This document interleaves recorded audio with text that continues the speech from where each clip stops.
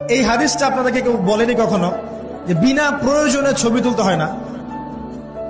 কিয়ামতের মাঠে সবচেয়ে বেশি শাস্তি যাদেরকে দেয়া হবে তারা হচ্ছে এক শ্রেণীর মুসাউয়ির, যারা তাসবির আঁকতো, ছবি আঁকতো বিনা প্রয়োজনে, অপ্রয়োজনীয় এবং আল্লাহ পাকের সৃষ্টির মতো সৃষ্টি করত।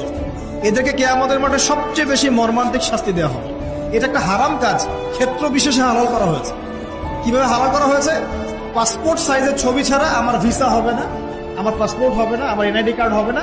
উলামায়ে কেরাম একসাথে বসে ইজমা করে দিয়েছেন, আচ্ছা এটা জায়েজ, এতটুকু জায়েজ।